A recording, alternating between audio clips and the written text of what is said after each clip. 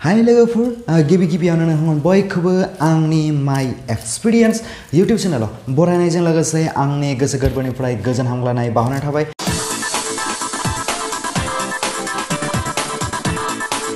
दिनै फिन खेबसेबाव नोंथांमोननि सेराव नुजाथिबाय। स' आसा खालामदों नोंथांमोन बयबो गोजोनै दं। स' दिनै फिन खेबसे नोंथांमोननि सेराव मोनसे गोदान टपिक लानानै नुजाथिबाय। आसा खालामदों नोंथांमोनखौ अनसायगोन। स' नोंथांमोना आंनि चेनेलखौ अनसायोब्ला आंनि चेनेलखौ साबस्क्राइब खालामनायजों लोगोसे खाथियाव थानाय बेल आइकनखौ थुनानै हो जाहाथे आंनि इयुनाव फैबाय थानाय भिडिअसफोरनि नटिफिकेसना नोंथांमोननि सेराव नुजाथियो। बेजों लोगोसे लाइक खालाम, शेयार खालाम जाहाथे आंनि गोसोआव आरो गुबुन भिडिअस बानायनो थाखाय गोसोआव थुलुंगा मोनो। बेनि सायाव आसा फारिनायजों लोगोसे दिनैनि जा टपिक बे टपिकआनो जाहैबाय आथिखालाव फेसबुक WhatsAppफोराव गोबां नायथावथारै जों गोबां फट'स आपल'ड जागासिनो दं। बेनि जाहोनानो जाबाय देहा रैखाथि होनो रोङैनि थाखाय। बेनि सायाव आङो दिनै सावरायगोन। स' आसा खालामनानै बेखौ अनसायगोन। जुदि आं भिडिअसखौ अनसायो खनसे लाइक बाटनखौ दाबायनानै हो। स' बारा गोलाव सम लायालासेनो दिनै जा टपिक बे टपिकनि सायाव जोङो सावरायनोसै। स' लेट्स गो।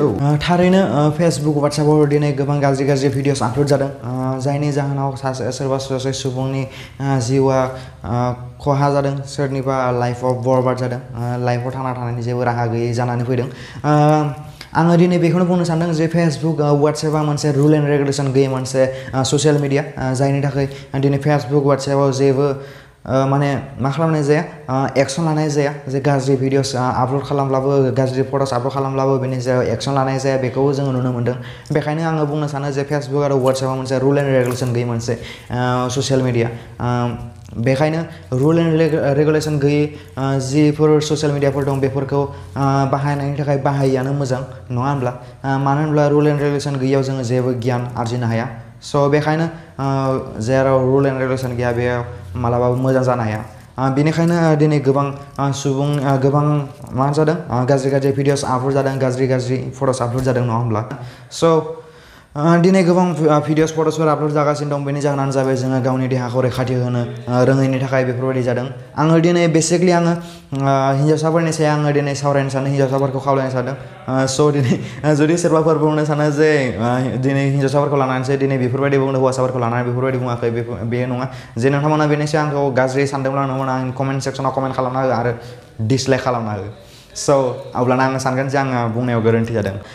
नाथाय आङो दिनै बेनि सायावसो आं दिनै सावरायनो सानदों जे जोंनि गोबां हिन्जावसाफोरा दिनै माने गावनि बयफ्रेन्डखौ फोथायनानै, गावनि जि मोजां मोननाय, गावनि जि इयुनाव जा थांखि लानानै बिथांमोना मोजां मोनज्लायदों बेनि सायाव फोथायनानै गावनि देहाखौ हगारना होदों।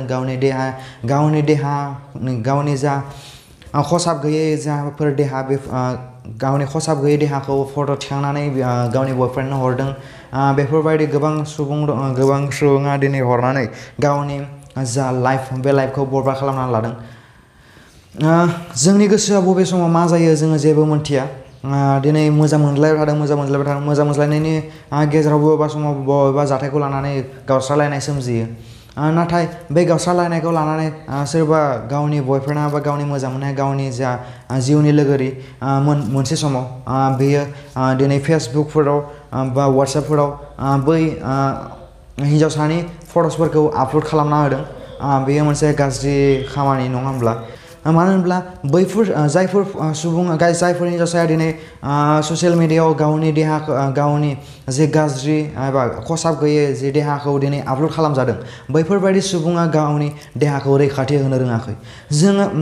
जोङो बुहुमाव थांना थानो थाखाय सासे गोख्रों सुबुं हिसाबै थांना थानो नांगौब्ला सिगाङावनो गावनि देहाखौ जोङो रैखाथि होग्रोनांगोन।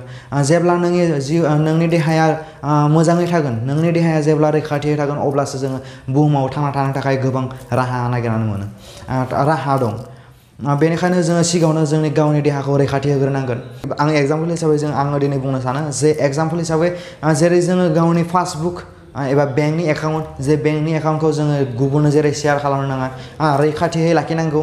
जुदि गुबुननो शेयार खालामोब्ला बिथांमोना बेनि एकाउन्टनि सायाव गुबुन राहाबो लानो हागौ स' बेखायनो जोंनि देहायाबो मोनसे बै बेंकनि एकाउन्ट बादि जोङो गावनि देहाखौ जोङो रैखाथियै लाखिनांगौ गुबुननो जानला मानला बेफोरबायदि गावनि खसाब गैयै देहाखौ माने फट' खेबनानै गावनि बयफ्रेन्डनो हरनो नाङा बेफोरबायदि खालामनो नाङा मानो होनब्ला इयुनाव मा जागोन जोङो जेबो मिथिया जुदि बै फट'आ आपल'ड जायो मोनसे फेसबुकआव अब्ला गोबां सुबुङा नुयो आरो बेनि सायाव मा फैयो गाज्रि साननाय फैयो बेखायनो नोंथांमोना गावनि देहाखौ सिगाङावनो गावनि देहाखौ रैखाथि हो मोजां मोननायखौ गाज्रि लामाथिं दैथायनो नाङा गाज्रि लामासिं गाज्रि लामा फारसे दावबायलांनो नाङा मोजां मोननायखौ लानानै मोजां मोननायखौ गावनि लाइफ दानो थाखाय बाहाय थ' बेखायनो गोबां गाज्रियै सिनायथि मोनो सुबुंनि सिगाङाव जुदि बेफोरबायदि फट'स आपल'ड खालामजानाय बेफोरबायदि भिडिअस आपल'ड खालामजानाय बेफोरबायदि हिन्जावसाफोरनि सायाव गोबां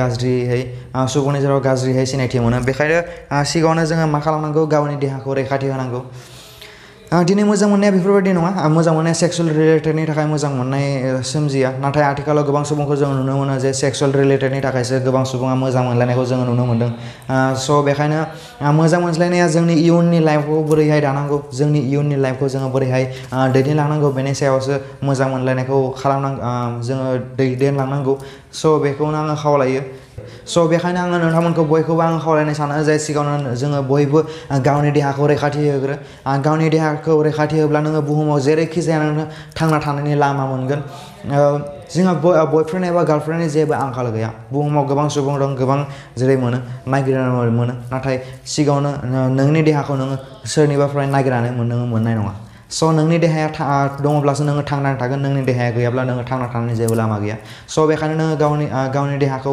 रैखाथि हो नोंनि देहाया जोंनि थाखाय गोबां गोनांथि स' जायफोर बिथांमोना दिनै बेफोरबायदि फट'स भिडिअस आपल'ड खालामदों बिथांमोननि सायाव आं दिनै खावलायनो सानो जे बिथांमोनाबो बेफोरबायदि खामानिनिफ्राय गोजानाव था मानो होनब्ला आथिखालाव जोङो नुनो मोन्दों बेफोरबायदि खामानिया गोबांनिफ्राय गोबां जागासिनो दं बेखौनो आङो खावलायनो सानो